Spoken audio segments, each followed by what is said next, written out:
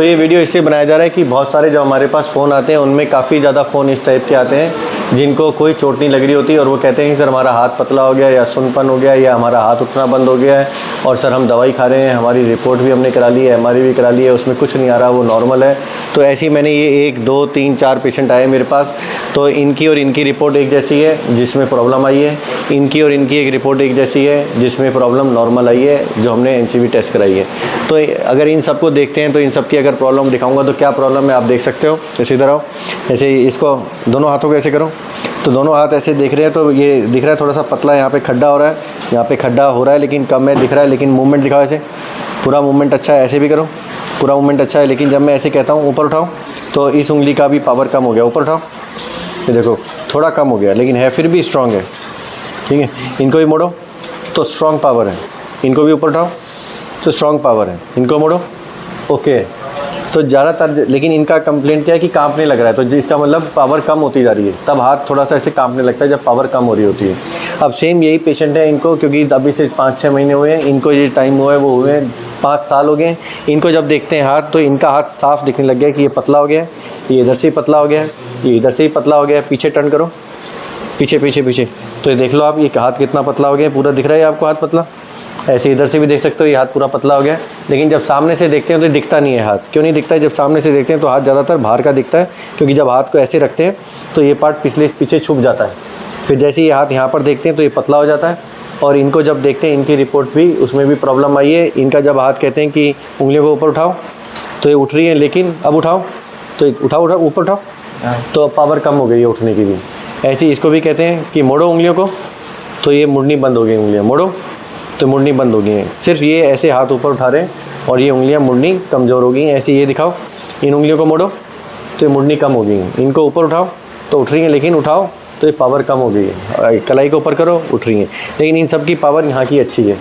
जैसे देख रहे हो ना, मोड़ो इसको, वहाँ छोड़ो, फिर मोड़ो, ठीक है। अब हाथ को ऊपर उठाओ, ऊपर ये हाथ पूरा उठ रहा है। तो अब जब इन पेशेंट को देखता हूँ, इनको सिर्फ 2 महीने हुए हैं, इनको जब देखता हूँ मैं तो इनका हाथ दिखाओ, बिल्कुल नॉर्मल है, परफेक्ट। इसको छोड़ो, ये नॉर्मल है, परफेक्ट। अब इसको मोड़ो, नॉर्मल है, परफेक्ट। लेकिन अब मैं जब ये पार्ट कहूँगा इनको भी कोई चोट नहीं लगी। ऊपर उठाओ हाथ, ये उठ रहा है, इसको उठाओ तो ये हाथ ही उठना बंद हो गया। ये देखो, छोड़ो, ये देखो, या फिर उठाओ।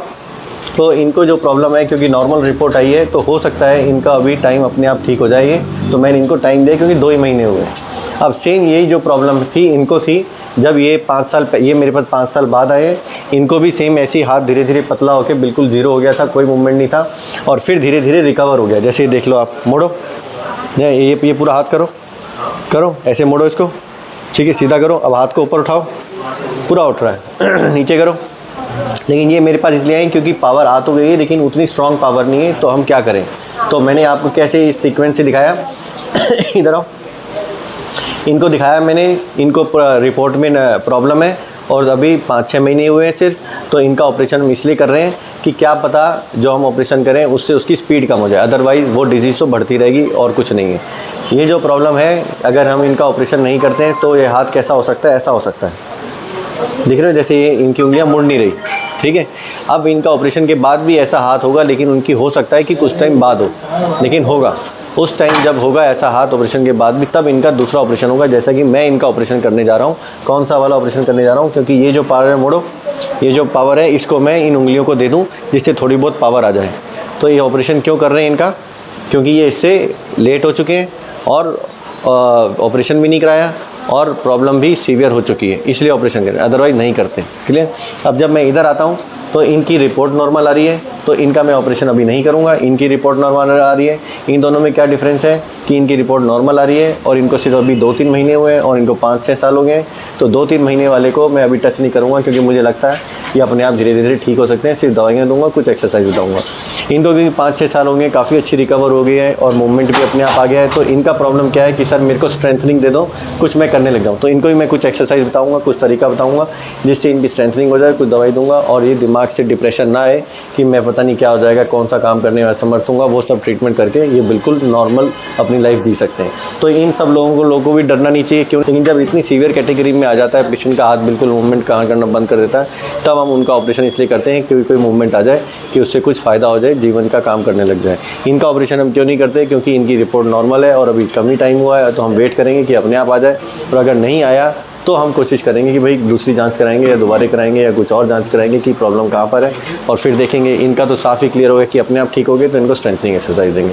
तो जिनको भी ऐसी प्रॉब्लम है, मेरे ख्याल से इन तीनों चारों के अलावा को दिखा के मैंने आपको बता दिया है कि हम प्रॉब्लम को कैसे पेशेंट को बताते हैं, क्या ट्रीटमेंट करते हैं और क्या ऑपरेशन करते हैं, ऑपरेशन ज़रूरी है नहीं ज़रूरी है, उससे डिजीज़ बढ़ती नहीं बढ़ती है, तो सबके आंसर आपको दे दिए मैंने।